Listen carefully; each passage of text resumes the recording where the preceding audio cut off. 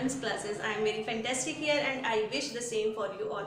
I am again in front of you with a very interesting topic, and the topic is how to translate some basic Hindi sentences into English, because in our daily life we always follow Hindi to English as word to word translation, but English always says that don't run before word to word explanation. You just focus only on the sense of the particular sentence, then you have to translate it into English. Sense बहुत जरूरी है.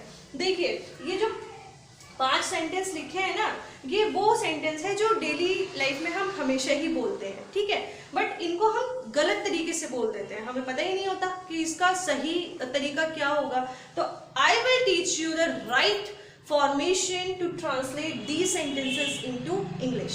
First देखिए, मैं परीक्षा दे रहा हूँ, ठीक है. अब देना क्या होता है? देना, आप ये सोचेंगे कि हाँ तो देना है, देने को कहते हैं गिव, है ना, लेकिन ध्यान रखना है गिव माने होता है फिजिकल एक्टिविटी, यानी कि आप किसी चीज को कुछ दे रहे हैं. जैसे ये पेन मैं अपनी बहन को दे रही हूँ, तो जब मैं बोलूंगी I am giving this pen to my sister, ठीक है, यहाँ हम अपनी परीक्षा दे नहीं रहे हैं किसी को, हम यहाँ परीक्षा लिख रहे हैं, अटैम्प्ट कर रहे हैं, सिटिंग कर रहे हैं, यानी कि उस परीक्षा में बैठे हैं. तो हम यहाँ ये नहीं बोलेंगे आई एम गिविंग द एग्जाम, हम क्या बोलेंगे I am writing the exam, ठीक है, I M attempting the exam, I am sitting in the exam, ठीक है. ये फॉर्मेशन बिल्कुल करेक्ट होगी. तो आगे से आप आई एम गिविंग द एग्जाम ना बोलकर आप कहेंगे I am writing the exam, ठीक है, I am writing the exam, ठीक है, या फिर I am attempting the exam. Next है मुझे मिर्ची लग रही है. इसको कैसे ट्रांसलेट करोगे? लग रही है, मिर्ची लग थोड़ी रही है ऐसे करके, ठीक है, मिर्ची मुंह में लगेगी ना, तो यहाँ हम ट्रांसलेट करेंगे. अब सेंस निकालिए, मिर्ची मुंह में लगेगी, कुछ खाएंगे तभी तो मुंह में लग रही है ना मिर्ची, तो हम यहाँ सेंस के अकॉर्डिंग चलेंगे, ठीक है. क्या मेरा मुंह जल रहा है? सेंस ये कह रहा है मेरा मुंह जल रहा है, यानी कि माई माउथ इज बर्निंग, ठीक है. मुझे मिर्ची लग रही को हम लिखेंगे my mouth is burning, my mouth is burning. Next देखिए, मैं इस होटल में रह रहा हूँ, ठीक. अब देखो होटल की बात हो रही है, किसी घर की बात नहीं हो रही. अगर आप घर में रह रहे हो, आप दिल्ली में रह रहे हो, मुंबई में रह रहे हो, आप बड़े से बंगलों में रह रहे हो, आप किसी अपार्टमेंट में रह रहे हो, तो वो आपका क्या होगा? परमानेंट जगह होगी जहाँ आपको रहना है. तो हम वहाँ लिविंग का, ये बिलोंगिंग का यूज करेंगे, ठीक है. I am living this hotel, I am belong to Mumbai, I am belong to this way. But आप होटल में क्या करते हो? होटल में परमानेंट तो नहीं रहते ना, कभी आते हो कभी जाते हो, कुछ देर के लिए रुकते हो, तो वहाँ पे आप क्या कर रहे हो? पुटिंग डाउन कर रहे हो, ठीक है, कभी पुट कभी डाउन. तो पुटिंग अप या पुटिंग डाउन हम कह सकते हैं. तो हम यहाँ पे यूज करेंगे I am putting up in this hotel. Understood? I am putting up in this hotel. I am putting up this hotel. ठीक है. नेक्स्ट है मुझे भूख लग रही है. मुझे भूख लग रही है, क्या करेंगे इसको?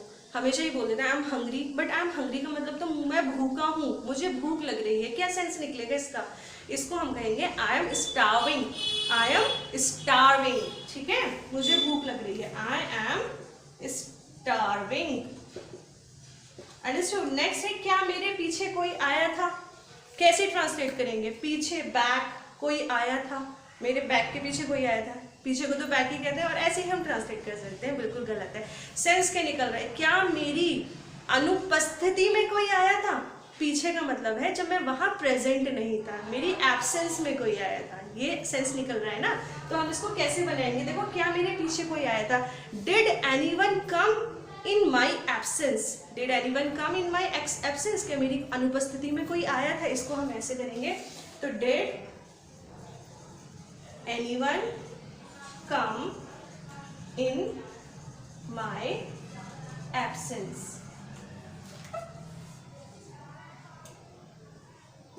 अंडरस्टूड.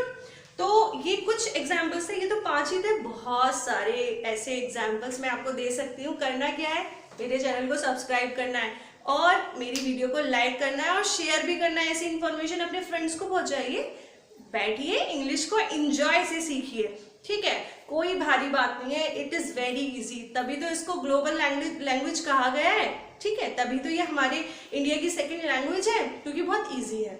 कोई भी लैंग्वेज आसान नहीं होती, मैं जानती हूँ, बट ये बहुत ईजी है, समझिए और फ्लुएंट बोलिए, ठीक है। करना क्या है, सब्सक्राइब करना है मेरे चैनल को, and to press the bell icon to get the notification very very often. Thank you so much, thank you for watching my video.